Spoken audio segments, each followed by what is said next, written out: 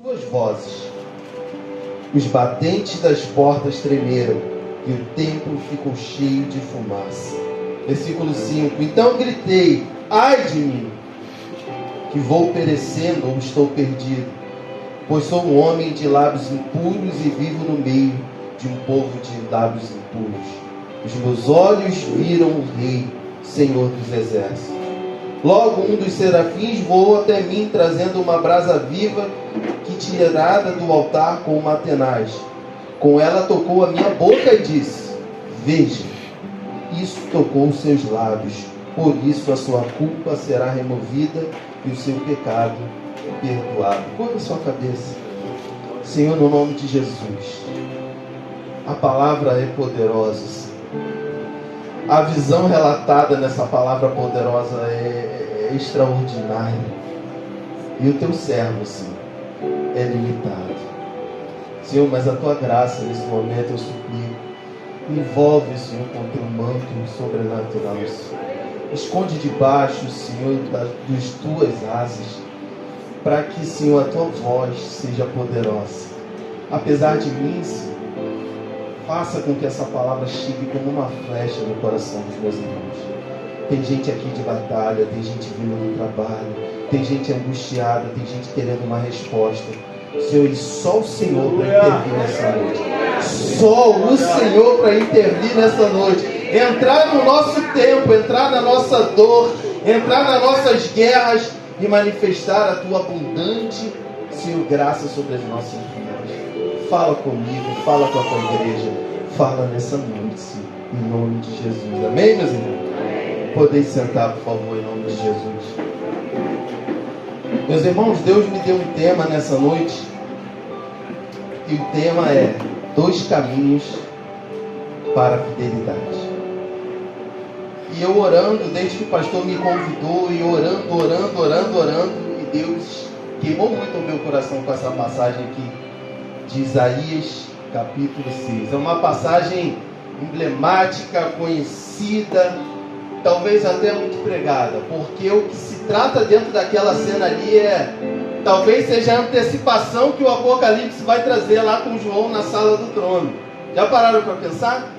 O que Deus está revelando a Isaías é como se fosse uma antecipação do que ele ia descortinar o seu servo João lá na ilha de Patmos.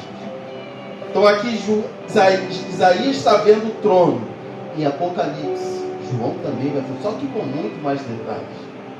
Mas essa cena, ela tocou muito o meu coração. E eu considero, para quem gosta de filme, quem gosta de livro, uma cena muito extraordinária.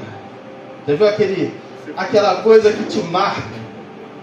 Aquele filme que você não consegue nem respirar, porque você não quer perder nenhum detalhe daquilo que está acontecendo. Assim, para mim, essa cena aqui é uma cena que tem muito a nos ensinar sobre o nosso tema hoje, que é janelas quebradas, janelas ainda quebradas, fidelidade.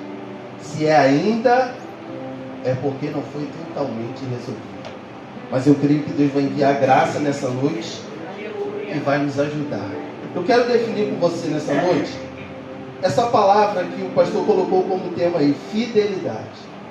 Não sei se você tem uma visão muito clara, mas fidelidade quer dizer digno de confiança. O fiel é alguém digno de confiança. Por isso que o nosso pastor já começou falando sobre Deus. Deus é totalmente outro, diferente de nós. E não só totalmente outro, ele é totalmente digno de confiança. Quem treme e duvida somos eu e você. Mas ele é digno de confiança. Se a gente for numa palavra sinônima, fiel quer dizer leal, verdadeiro, ainda tem mais, aquele que não contraria a confiança. Olha o peso. Esse tema não tem por outro caminho de não se confrontar nessa noite. Eu talvez hoje esteja aqui muito confrontado. Eu vim de casa e há tempos que eu estabilizando a minha ansiedade, mas hoje o coração está explodindo. Hoje o corpo está sentindo o peso daquilo que eu vou falar. E é bom. Até te dá vontade de querer dar dois passos para trás, mas é bom. Eu falei, Senhor, muito obrigado. por estar na rota do confronto. Hoje não tem outro caminho para você e para mim, a não ser se encaixar na rota do confronto com Deus nessa noite. Mas eu sei que o confronto que talvez vai te deixar alguma marca e você vai sair sangrando. Mas ao mesmo tempo que você sai sangrando, ele está do outro lado, passando remédio para as suas vidas. Não tem outro jeito. Tem a graça, a espada entrando, mas tem a misericórdia com o bálsamo nessa noite. Que bom que ele não vai esmagar a cana quebrada aqui nessa noite. Nem vai apagar o pavio que fumega. Eu encontro, meus irmãos, sobre o tema da fidelidade, 2 caminhos. Que aqui no Léo, você só vai amarrar isso, o tema da fidelidade, a 2 caminhos, não. Na minha limitação eu não posso fazer isso. Mas eu encontrei 2 caminhos para se alcançar, para se esforçar, para tentar estar próximo do que é chamado fidelidade. E o primeiro caminho é tendo uma visão sobrenatural. Sabe, eu tenho estudado um pouquinho essa questão do coach, eu tenho ouvido um pouco, eu vejo muito uma direção, assim, você é um leão, você é um guerreiro, você é melhor que tudo. Isso não é 100% correto. Como é que a gente impulsiona o homem a vencer sem a bondade e a ajuda de Deus? Fica difícil. Então, dentro dessa palavra, Isaías está vendo uma visão sobrenatural. E vai ficar claro daqui a pouco por que essa visão sobrenatural de quem Deus é vai nos ajudar a sermos fiéis a Ele. Não existe outro caminho para que consigamos nos aproximar em agradar o nosso Senhor sem deixar de ter uma visão sobrenatural. E Isaías está olhando num momento muito específico. E o momento fala muito com você e fala muito comigo, porque se eu perguntar ao Alessandro, talvez ele esteja no momento dele. Se eu falar com o Jefferson, ele talvez esteja vivendo o momento dele. E o momento dele pode ser guerras, traumas, medo, dúvida, falta de esperança. Pode ser muita coisa.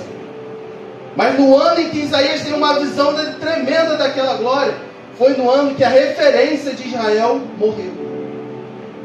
E aí o pastor falou que Jeremias é um grande exemplo.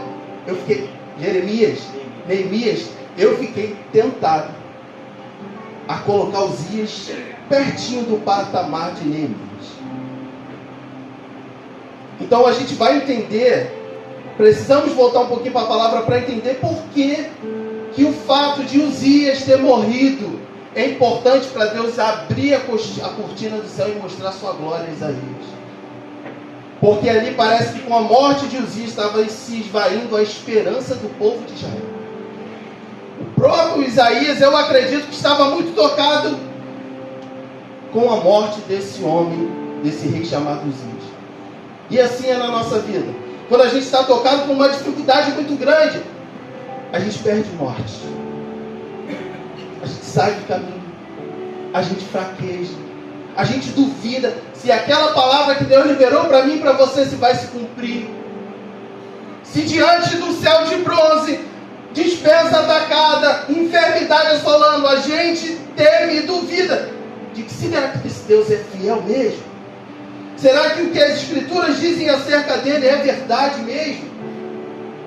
Porque o óleo da arca e as águas não baixam. Isaías está no mesmo momento difícil.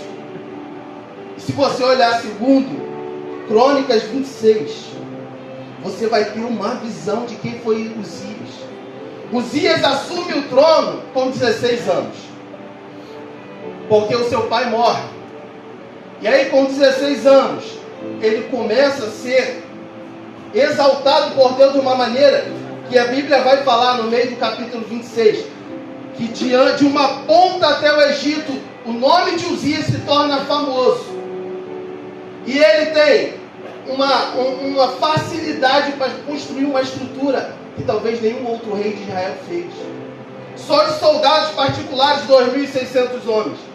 Só de exército da sua totalidade, mais de 300 mil. Ele organiza as portas dos templos, que Neemias mais tarde vai ver queimada. Ele organiza turnos de sacerdote. Assim, um homem brilhante. Brilhante. E é justamente esse homem que morre. E eu creio que a nação de Israel nesse momento está sofrendo muito com o que está acontecendo. Só que tem um problema com Uzias. Se eu te contasse mais detalhes, você fala assim: nossa, esse rei é notável, Léo. Esse rei é fiel e eu quero ser igual a Uzias. Mas versículo 16 do capítulo 26 diz assim, não precisa abrir. Entretanto, depois que Uzias se tornou poderoso, guarda isso. O seu orgulho provocou a sua queda. Ele foi infiel ao Senhor seu Deus. Entrou no templo para queimar incenso. E depois que ele entra no templo, Fábio, para queimar incenso, 80 sacerdotes entram agarrando, falando: Uzias, para, porque isso não é leal, isso não é fiel diante de Deus. Vocês acham que Uzias dá ouvido? Não.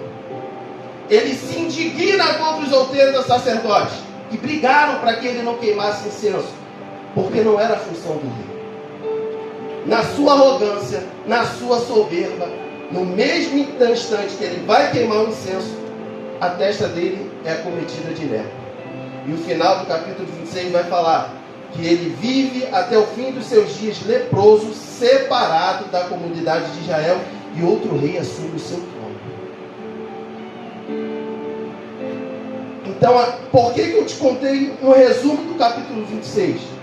Porque lá em Isaías, quando ele está vendo a visão do trono e que Uzias morre, eu acredito muito que Isaías está muito impactado com o que aconteceu com o rei Uzias. Porque no versículo 2, ele vai ter, no 1, ele tem uma visão do trono exaltado. Eu não vou me prender muito no caminho da visão do sobrenatural, mas eu preciso falar com você. Ele vê um trono exaltado. Isso já é impactante para Isaías. Ele vê um trono alto. Ele vê a aba daquele que está sentado no trono, tocando o templo e enchendo tudo. E se não bastasse essa glória que ele está vendo serafins voando. E esses seres são estranhos aos olhos de Isaías, eu acredito. Porque tem 6 asas, 2 voam, 2 cobrem os pés e 2 cobrem os olhos.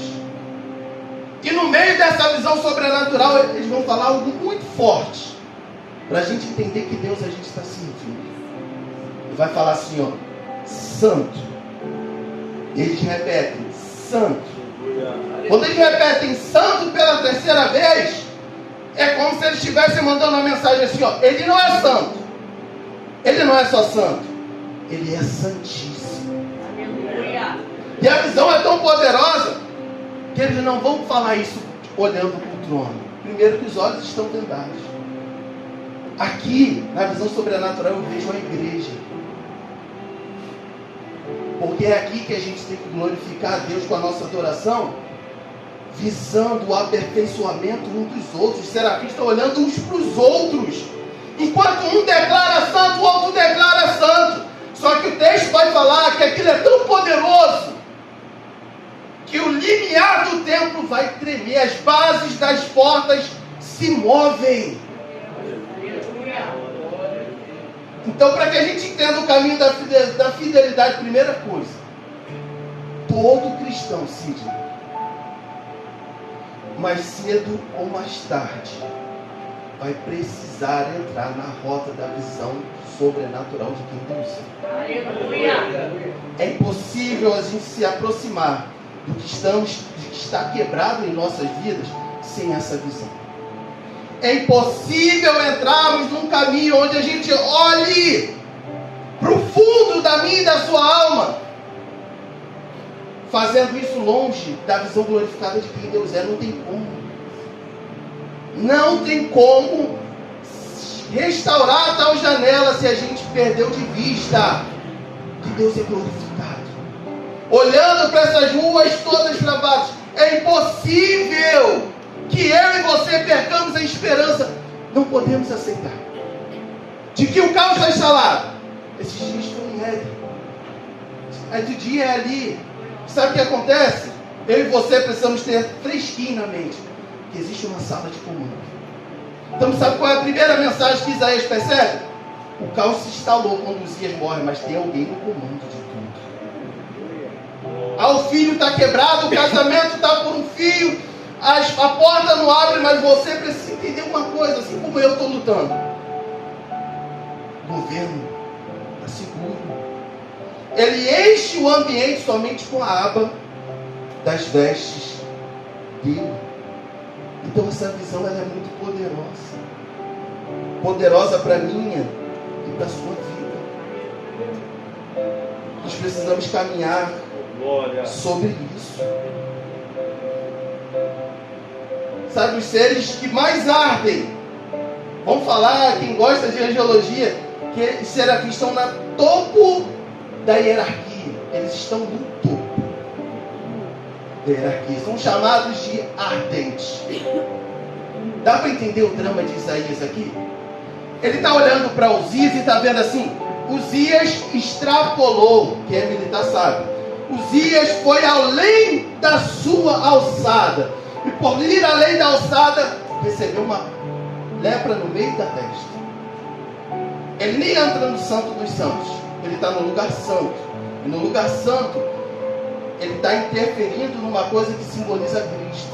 Eu não sei se você sabe, o altar de incenso simboliza Cristo como nosso intercessor e sumo sacerdote. Olha o que Uzias está falando. Diante de tudo que Deus deu, não foi suficiente para Uzias. Como nossas vezes, Deus nos dá muito e parece que não é suficiente. Porque com a abundância que Ele nos dá, a gente não consegue ser fiel. E quebra cara.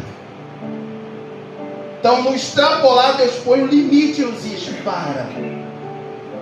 E os sacerdotes têm que carregar Uzias a força para fora do templo. Porque se tornou leproso. Isaías agora está vendo aquela visão. E ele vai ter um sentimento que faz todo sentido no versículo 5. Quando ele vê aquilo tudo, está tudo tremendo. Serafins não ousam olhar para quem está no trono. Serafins olham uns para os outros, como se assim, ó, para nos mantermos vivos, adora. Adora daqui que eu adoro daqui. Uma adoração poderosa. Que hoje pode acontecer no nosso meio. Pode acontecer comigo, pode acontecer contigo. Aí no 5 Isaías vai falar assim: olha, ai de mim. Olhando aquilo, eu acredito muito que pesou sobre Isaías não só a sua condição, mas também o sinal que Deus deu para toda a nação. Me respeitam, me temam, me honram. Está dando para entender o quanto é sério o que Deus está nos falando? A gente está prestes a entrar num processo para restaurar algo que está quebrado. Mas muitos de nós querem restaurar essa coisa que está quebrada, perdendo a visão da glória de Deus. Achando que é aqui, ó. É porque você é bom com vida, você acha que não está quebrada a janela de não, eu vou lá e conserto. O primeiro movimento não é esse. Nessa cena, o que Deus está nos falando é que precisamos nos voltar para a glória dele. Eu sou muito confrontado por esse homem aqui. Porque eu sou muito mais, como dizer, intelectualidade por conhecimento. Mas quando eu olho para ele, eu sou muito confrontado e falo assim: olha, equilíbrio. Tem conhecimento, mas tem experiência. Tem a experiência, mas tem o conhecimento. E Deus está sempre me mandando: meu filho, e a experiência? Meu filho, e a autoridade para falar? Então é muito fácil eu e você perdermos a visão do sobrenatural. Então no sobrenatural ele está vendo o trono, ele está vendo a aba que enche, e quando ele vê a fumaça ele fala: já deu ruim. Imagina, já deu ruim para mim. E no versículo 5 ele vai falar assim, ó: ai de mim, estou perdido, pois sou um homem de lábios impuros e vivo no meio de um povo de lábios impuros. Aqui vai acontecer o segundo caminho. Quanto a gente precisa parar de deixar a nossa janela quebrada, que ainda está quebrada na área da fidelidade, a gente entendeu que precisa olhar para a glória. Mas agora a gente precisa também ter uma visão profunda de nós mesmos. Aqui mora talvez uma boa parte da nossa luta, da nossa dor de não termos vencido em algumas áreas. Santificação é um processo. Eu posso afirmar com certeza que todos que estão aqui não venceram em todas as áreas ainda. Sempre tem um ponto, até a volta do glorioso, do amado das nossas almas, sempre vai haver um ponto que voltar atrás e falar assim, eu pequei e reconheço, reconcerto, arrependimento, sempre vai haver. Sempre vai haver. Então nesse momento Isaías vai olhar, quando ele contempla a glória, agora ele vai olhar para dentro do seu coração e vai falar assim, deu ruim. Na nossa linguagem Isaías falou, deu ruim para mim. Porque se Uzias ficou leproso, o que dirá de mim? E aqui é instantâneo. Quando vê a glória, ele vê realmente quem ele é. Quanto mais glória, mais ele sabe quem ele é. Quanto mais glória, mais ele sabe que está quebrado. Ele faz o caminho inverso que eu e você fazemos. Sabe qual é o nosso caminho? Comparação com o outro. Sabe como a gente olha para a nossa vida e vê que está quebrado? Está se comparando com o seu pastor. E ele fala assim, esse homem é mais santo que eu e eu não presto. Esse é o caminho natural que o quebrado faz. Tem a sua janela ainda quebrada. Ah, eu sou a única que a vida não vai para frente. Ah, eu sou o único. É o caminho da comparação. Isaías está vivendo o oposto. Ele está olhando a glória de Deus. Quando a glória reflete nele, aí instantaneamente ele grita, ai, morri, deu ruim para mim. Alguma coisa toca aqui dentro do interior de Isaías. E não só vai tocar, mas à frente a gente vai perceber, vai ser revertida a iniquidade, vai ser perdoado o pecado. Aqui não está dizendo explícito que ele está me arrependo. Não está explícito. Está implícito. Porque quando o serafim vai, já diz tudo. Aqui, a gente precisa ir com muita calma. Porque a gente está falando de emoção, a gente está falando de psicológico.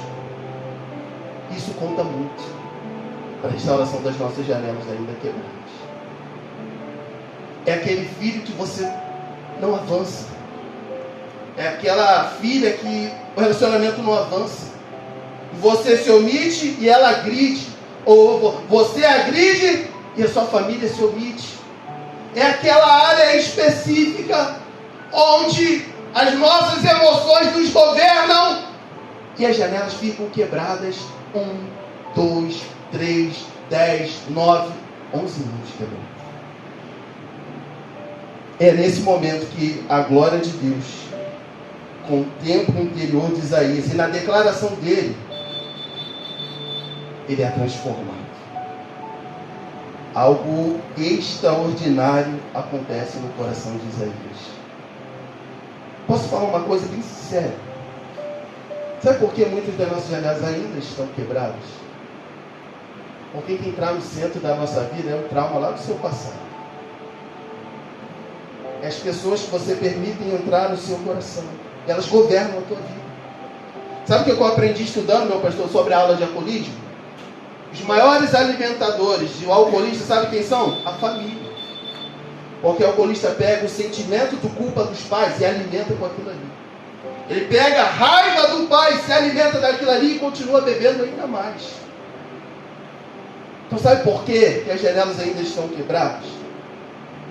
Porque no centro, assim como Deus está no centro do comando na visão de Isaías, quem deveria estar para que a gente consiga, com a ajuda do Espírito Santo de Deus, restaurar as nossas janelas quebradas, é a gloriosa presença de Deus, mas não é. No centro da nossa vida, muitas vezes, quem está é a falta do perdão que a gente não libera. É aquilo lá do passado. Quer ver uma coisa que é interessante?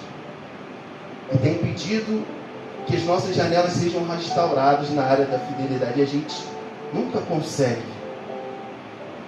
um caminho assim. A nossa vida fica muito assim. Aí aqui. É quando chega aqui, o nosso sentimento nos governa e a gente vai para o vale.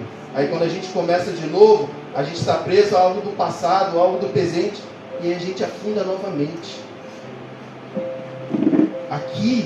aqui, a gente precisa urgentemente se resolver essa questão. A gente precisa entregar isso para o Senhor. Sabia que é possível uma namorada no passado estar no centro da sua vida? Sabia que é possível, né, aquilo que você sente, sei lá, da sua mãe, do seu pai, do seu próprio pastor, está governando o teu coração e você não flui dentro da IVEC? Porque quebrou com algo que talvez a tua liderança nem tenha feito. Talvez seja comigo, eu nem tenha feito intencionalmente nada contra você. Seja uma dor. E aí essa dor que te governa, te impede de caminhar em fidelidade com Deus. E aí os anos passam e a gente sofre. Os anos passam e a gente sofre. Quer ver um exemplo disso que eu estou falando? Jacó. Jacó vai para Labão, passa no processo, engana, sai de lá riquíssimo, mas travado. Não conseguia ter uma visão profunda diante de Deus sobre quem ele era. Ele passa a família naquela estratégia para não ser pego, e no meio da noite ele vai lutar com o anjo, e a luta não é como é o UFC, soco, jab direto, não é essa luta. Estudiosos vão dizer que a luta é assim, ó. Aquela de balançar e empurra, de fazer força para quem derruba o outro. E quem está lutando com ele, que é uma figura de que ele vai falar assim: eu preciso ir embora, me deixa que eu preciso ir embora, e ele não deixa. E eles ficam até a alva está subindo, o dia está clareando. Ele fala assim: olha, para dar um fatality na luta, você vai entender. Ele vai falar assim: quer vitória mesmo? Quer, né? Quer ser fiel diante de mim mesmo? Quer? E eles estão ali: Jacó quer ser fiel, Jacó. Jacó quer ser fiel, Diácono Léo quer ser fiel, Diácono Léo quer ser fiel. Aí o anjo fala assim: pois bem, qual é o teu nome? Quebrou Jacó. Quando o anjo pergunta assim: Jacó, quem é o teu nome? Você quer ajudar, você quer ser fiel, mas fala para mim o que está dentro do teu coração. Fala para mim o que está aqui, que está destruindo a tua vida e não te permite caminhar reto diante da minha presença. Porque eu não sei com você, talvez isso aconteça só comigo. E ele fala assim: olha, meu nome é Jacó. E ele está falando assim: olha, eu estou quebrado. Ele está falando diante de Cristo. Olha, ele poderia mentir, fala assim: ó, eu sou um comerciante de sucesso. Mas não, ele fala assim: eu sou Jacó, eu sou enganador. É a mesma coisa que Isaías está passando. Está vendo a glória. Ele está falando assim: vou morrer, ai de mim. A grande questão é: está na hora de isso brotar de dentro para fora do nosso coração, senão a gente não caminha reto. Existem 10 áreas. Se você não entregar isso ao Senhor, você flui em 9, mas não flui em 10. Estou falando que você vai ser perfeito, não. Falando em fluir o máximo retamente para se aproximar daquilo que Deus é. Não basta entregar 9. Ele falou isso comigo hoje: não basta. Eu te amo, meu filho. Tem uma história para você, mas não basta só 9. Com 9 a gente se engana, mas caminha sangrando. Existe sempre uma área que a gente caminha doendo muito. Um relacionamento que você queria tanto ser familiar diferente, não é. Isso te explode no peito. Quer ver um outro exemplo? Apóstolo Paulo. O mesmo, teve a mesma visão profunda de si. Quando ele topa com aquela glória no caminho de Damasco, ele já levanta chamando Deus de Senhor. Deu ruim para Paulo também.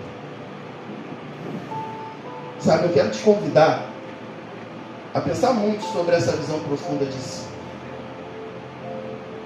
Eu tenho feito muito isso. Eu estou encorajado toda vez que eu tenho oportunidade a motivar aqueles que estão quebrados, compartilhar o motivo das suas rachaduras. Vamos parar de tampar o sol com a peneira. Quanto mais, posso te dar um conselho? Quanto mais você guarda, mais dor. Quanto mais você diz: pô, não tem coragem, mais difícil vai ser para caminhar retamente. Expõe. Abre o coração. Sabe, eu dei um testemunho ali. Vocês têm líderes abnegados, perfeitos, corpo que os ajuda também não são perfeitos. Mas eles sacrificam. Estou falando que eles, no nível da oferta de Cristo, longe, mas eles abrem mão de muitas coisas. São dignos de confiança.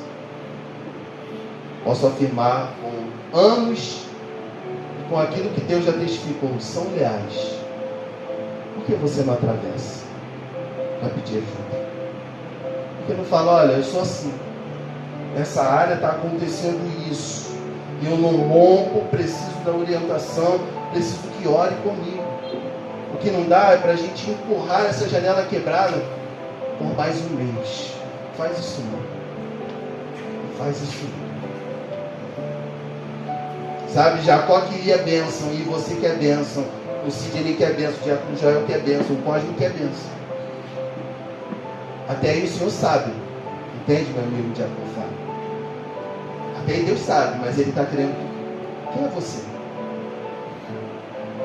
Eu sou aquele que compra e não paga, eu sou aquele que é mentiroso, eu sou a fofoqueira, eu sou a invejosa. Quem é você? A gente tem que sair ter trazido pelo Senhor para a realidade. A gente quer estabilidade, a gente quer sucesso financeiro, a gente quer paz. Está na hora de deixar o Senhor mostrar, porque Ele já te mostrou.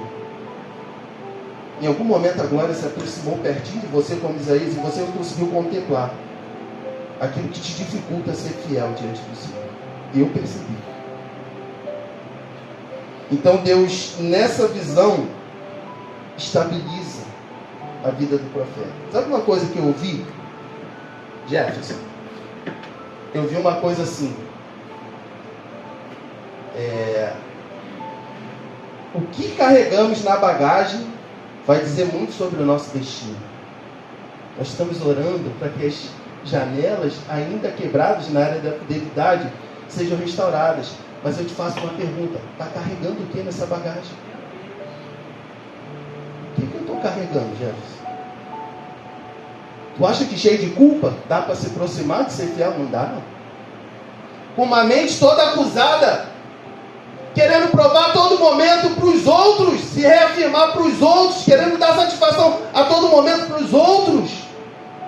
Se comprar algo é para os outros, fica implorando a atenção dos outros. O que carregamos na bagagem vai dizer muito para onde a gente vai chegar.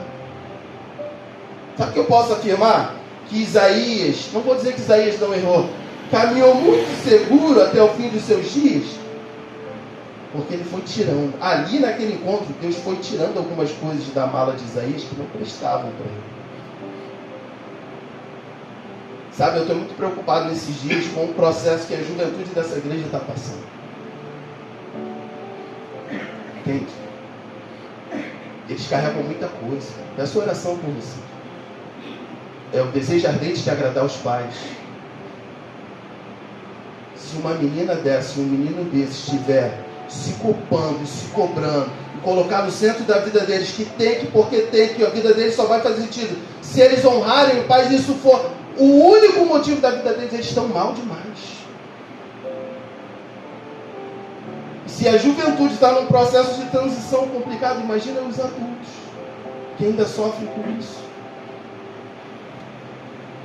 Sabe, eu te convido a se quebrar diante da glória de Deus para entender, para Ele trazer luz. Eu vou fazer 40 anos. Tá? Eu estou encontrando muitas coisas hoje, na minha vida, hoje.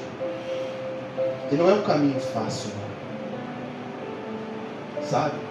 É muito melhor, guarde isso. É muito melhor a gente lidar com as mentiras que lançam ao nosso respeito. Você sabe que não é verdade. Tem gente que até sofre um pouquinho com mentira. Mas o que de verdade dá efeito é a verdade mesmo. Essa dói. Não dá para tampar o sol com a peneira. Tu acha que eu não estou ferido pela verdade que o trono dele tem me retratado? Estou ferido sim. Eu sei que você também está. Os pastores também são feridos pela verdade da palavra. Não estão imunes, não. Está todo mundo. Mas alguma coisa qual é a reação que estamos fazendo com isso? Qual é a tua reação com isso? Vai criar o que o pastor falou? Vai criar um momento de fuga da realidade? Talvez eu tenha feito isso por muito tempo.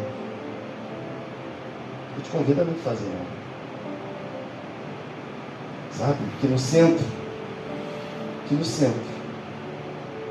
da nossa vida, da nossa história, do nosso coração, esteja o Senhor. Quer ver um outro? Esse aqui estamos no discipulado no Evangelho de João. Finalzinho do Evangelho de João, o que vai acontecer com Pedro e os discípulos? Eles vão voltar a pescar. Não está explícito ali não, mas estão quebrando princípios. As janelas deles estão todas quebradas ali no mar, pescando. Pedro está tão à vontade que quando João vai falar assim, olha para a beira, e ele, constrangido, com poucas vestes, pula na água. E Pedro é o último, porque era o que mais se sentia culpado. Era o que mais estava com caos dentro do seu interior. E quando chega na beira, sabe o que Cristo faz? Churrasquinho para eles. Você faria? Você falou assim para os seus discípulos, olha, você deu a vida por ele, falou assim, olha, eu vos farei pescadores de homens. Acontece a morte, a ressurreição, sabe o que eles vão? Eles voltam para aquilo que Deus os arrancou novamente. Mas sabe como talvez você receberia? Seu filho da mãe, desviado, por que tu não entende a vontade de Deus para a tua vida? Não é assim que a gente faz? Está muito tonto. Eu falo e tu não entende. Talvez fosse a nossa reação. Sabe qual é a reação de Jesus? Churrasquinho. E aí quando eles estão se aproximando, Jesus fala assim, filhos, aí me quebra. Não dá, gente. Graça é essa. Presente, senti muito Deus. Ali, ele está vendo todos eles com as janelas quebradas na fidelidade. E ele olha na praia e fala assim, filhos. Isso é a única coisa que me consola daquilo que eu preciso mudar, sabia? Eu espero que isso te console também. Porque na hora de te julgar, ele não está olhando como o teu irmão, talvez como o teu vizinho faz. Está olhando o presente. Não, ele olha o início da tua história. Ele está acompanhando o início das dores, o teu processo, e no meio da dificuldade, o julgamento dele é 100% seguro. O meu, para quando você não fala, você não vê, para as suas infidelidades, talvez seja pesado demais. Que eu só vejo um pedacinho da tua história, ele está vendo ela toda completa. E ele fala assim, filho, vem comer. E aí no confronto, Pedro, tu me amas. Ali, ele remexe no interior de Pedro. Ele tem uma visão profunda sobre ele. Pedro nunca mais foi o mesmo depois do encontro na praia. Jacó nunca mais foi o mesmo depois do encontro no Val de Jaboque. Isaías nunca mais foi o mesmo. Que ele vai falar assim, os meus lábios são impuros. Mas eu te falo, o problema de Isaías era muito mais do que aquilo. O que Paulo vai falar lá na frente depois? O que entra, vai para o ventre e depois é descartado. Não contamina o homem. Quem contamina o homem, o apóstolo Paulo vai falar? O problema de Isaías, interior. Poderia ser palavrudo, não sei, mas está aqui dentro. Aonde sai a sede emocional dos palavrões, das besteiras que a gente faz? Reside na boca? Puramente? Não, vem do coração e sai. Então eu encontrei esses dois caminhos para a minha vida, para se aproximar da fidelidade. É se humilhar pedindo a Deus, Senhor, peço-te que me mostre a tua glória, igual Moisés fez. E uma vez contemplando essa glória, a gente vai conseguir ver quanta dor a gente tem do pai, que a gente não libera perdão, da mãe, do vizinho, quanto você está engasgado com algo que o teu pastor nem sabe que talvez tenha feito, que eu tenha feito para você. Fica com essa cena. No finalzinho de Isaías. Aí ele vai falar assim, dando uma de João sem boba a voz, a quem enviarei? A quem há de ir por nós? Depois de resolvido, Depois de ser confrontado no íntimo, Isaías fala assim: envia-me a mim. E aí a gente fecha tudo que Deus tem. A gente só vai seguro depois desses dois caminhos. Sabe, eu estou buscando. Eu quero, a gente vai orar, eu quero te pedir para que você busque também.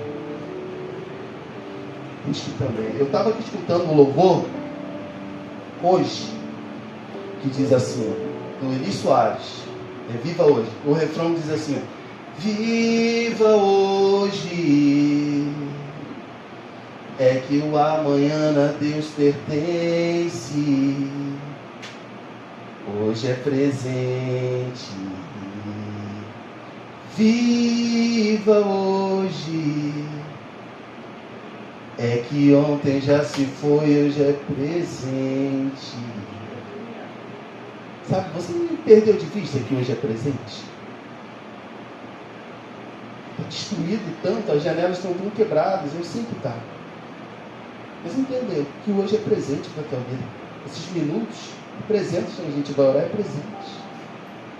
É presente, Diácono João. É presente, Larissa. Está no controle da nossa vida. Vamos descer. Vamos orar. Vamos tirar quem não é para estar governando a nossa vida. Eu te convido no momento que orarmos para que o Senhor restaure as janelas que ainda estão quebradas na área da fidelidade, que você vai tirando o peso da sua marca. O que Jesus falou? Qual o convite que ele tem lá nos evangelhos para a gente? Vinde a mim, todos os que estão cansados e sobrecarregados, que eu vos aliviarei. É só nesse caminho que a gente vai voltar a andar retamente. Estou falando que a gente vai ser perfeito, fiel, mas a gente vai conseguir andar mais firme.